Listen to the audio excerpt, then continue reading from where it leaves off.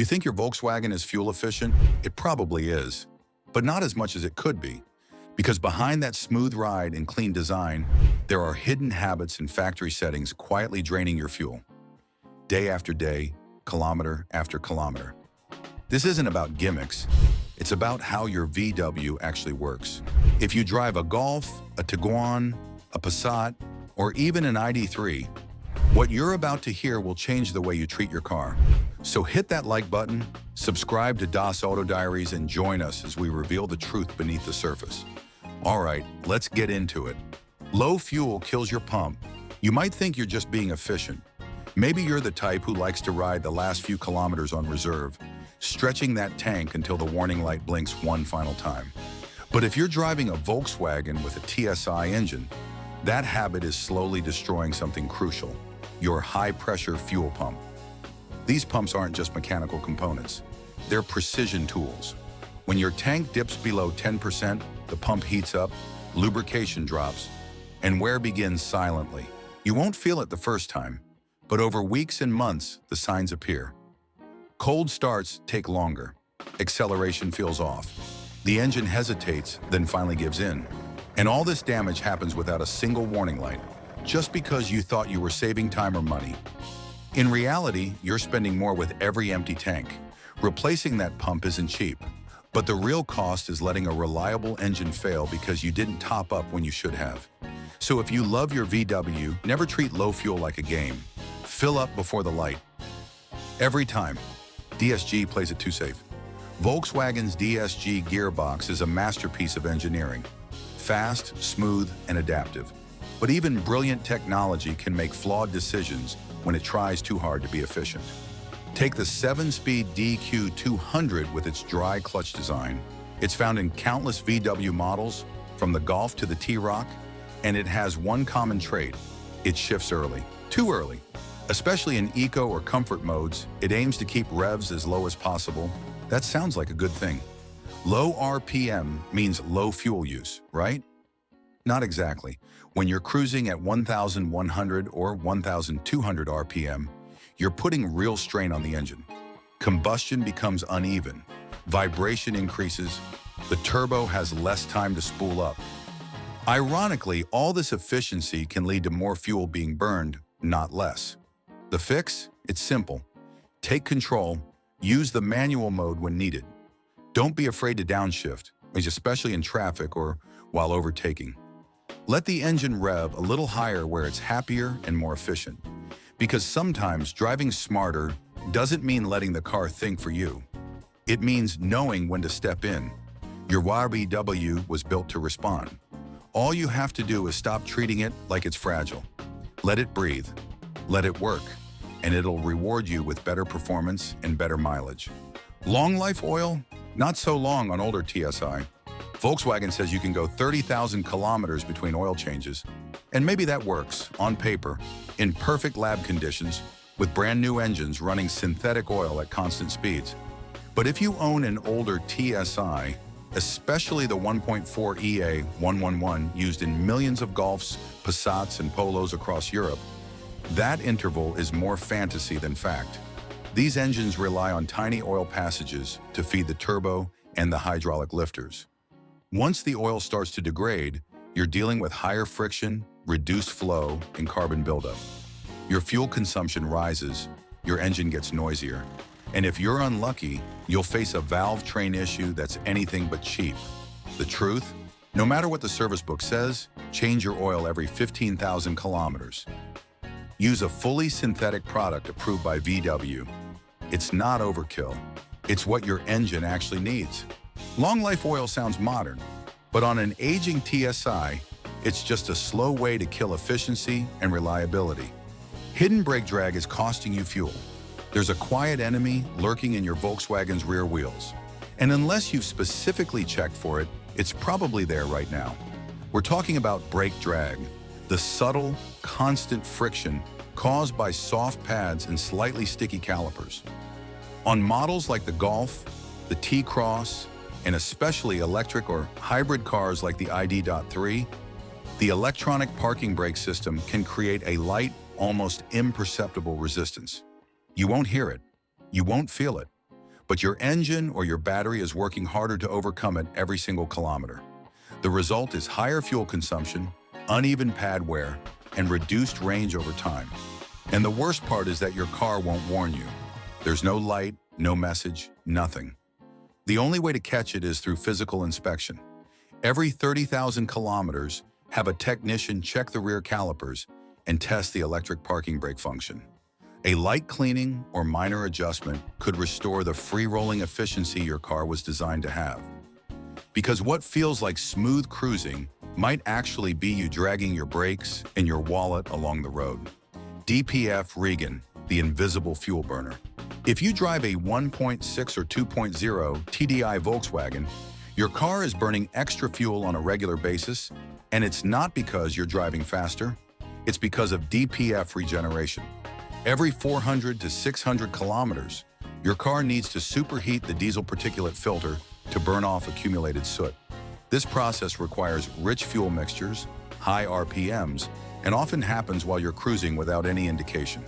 The only sign is a slightly elevated idle when you stop. And here's the trap. If you turn off the engine mid-regeneration, your VW will try again later, starting a new cycle, consuming even more fuel, and aging the system faster. Over time, interrupted regenerations can cause back pressure, clogged filters, and expensive repairs. So what should you do? If you notice a high idle and you're near home, don't shut off the engine. Let it finish. Drive gently for a few extra minutes. You're not wasting fuel. You're avoiding burning twice as much later. And if you only do short trips, try taking your TDI on a longer drive now and then. A clean burn saves you money. A choked DPF costs you everything. Eco mode isn't always eco. It sounds like the smart choice. Select Eco on your Golf 8, Passat B8, or T-Roc, and you assume your fuel economy will instantly improve. But the reality is more complicated. Eco mode on modern Volkswagens doesn't just soften throttle response or shift points, it drastically reduces engine responsiveness. That might be fine on a flat highway, but in real-world driving, especially in cities or on hilly roads, it forces your engine to work harder than it should. You press the pedal and nothing happens. The gearbox hesitates, the turbo struggles to spool, and instead of sipping fuel, your engine starts compensating with higher loads and more boost. The result is sluggish performance and, ironically, worse fuel economy. What actually works better is driving in normal mode, but adopting a smooth, progressive driving style. Let the engine rev slightly higher before shifting, especially in urban traffic. You'll burn less fuel, feel more in control, and stop fighting against a system that was never really meant to read your mind. Eco mode is a tool, not a magic button. And like any tool, it works best when you know exactly when to use it. Aerodynamic lies even on the Tiguan. Aerodynamic lies are everywhere, especially on Volkswagens that try to balance sleek design with real-world practicality. But even the best design can't cheat physics. Take the Tiguan. It starts off with a drag coefficient higher than any Golf or Passat. Now add factory accessories like roof rails, wind deflectors, or bike racks. Even when they're empty, and you're facing a serious hit to aerodynamic efficiency. That means more wind resistance, more strain on the engine, and noticeably higher fuel consumption. On the highway, it gets worse. Those sleek bars or cargo boxes act like sails, catching airflow and forcing your car to push harder. And don't fall for the OEM means efficient myth. Volkswagen builds for looks, for flexibility, and sometimes for marketing. If you're not using those accessories every day, remove them. Travel clean. Your car will cut through the air better, your fuel economy will recover, and your drive will feel lighter and quieter. The air filter trick no one tells you. Modern Volkswagens are smart. Their ECUs constantly adjust fuel injection based on airflow readings from the MAF sensor, trying to keep everything smooth and balanced. But here's the catch. If your air filter is clogged, the MAF reading drops. And while your VW will try to compensate, there's a limit to what it can do. It starts enriching the mixture, subtly but consistently, without ever showing a fault on the dashboard. No warning lights, no error codes, just a gradual loss of efficiency. You might notice a small hesitation when accelerating, a slight flat spot in power delivery, or more frequent DPF regenerations. All of this adds up to more fuel burned and less performance. The worst part is that because there's no clear symptom, most drivers don't even think to check. A clean air filter restores proper airflow, stabilizes the mixture, and helps your engine breathe like it was meant to. If you've done everything else and still feel like your fuel economy is dropping, this is the first place to look.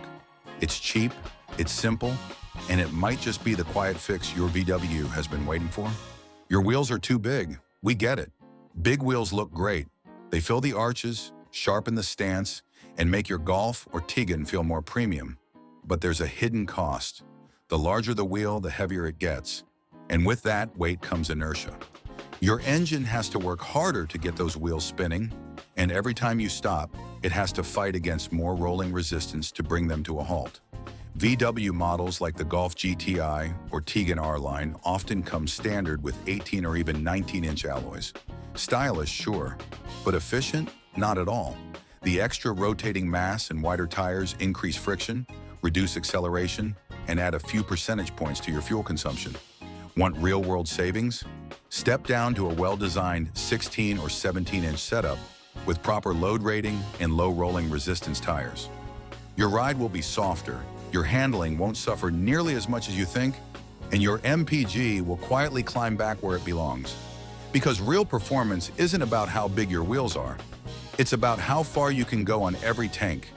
You trust the onboard computer too much? That digital readout on your dashboard feels precise. It shows your average fuel consumption down to the decimal, updates in real time, and gives you a sense of control. But here's something most VW drivers don't realize. That number is often a little too optimistic.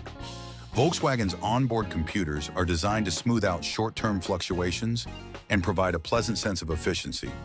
In some cases, they slightly underreport real-world consumption by up to 5 or even 10%. It's not about deception, it's about perception. The system estimates fuel use based on injection timing, not the actual volume of fuel burned. That means regen cycles, short trips, and high-load conditions can all skew the reality without you ever noticing. If you've ever thought your MPG seemed too good to be true, it probably was. Want the truth? Track your fuel manually, full tank to full tank. Or better yet, use an OBD2 device that logs live fuel data with more precision. You might be surprised. And once you know the real numbers, you can actually start improving them. Because good fuel economy isn't about trusting a screen. It's about understanding what's really going on under the hood. So, now you know, fuel economy isn't just about how you drive, but how well you understand your Volkswagen.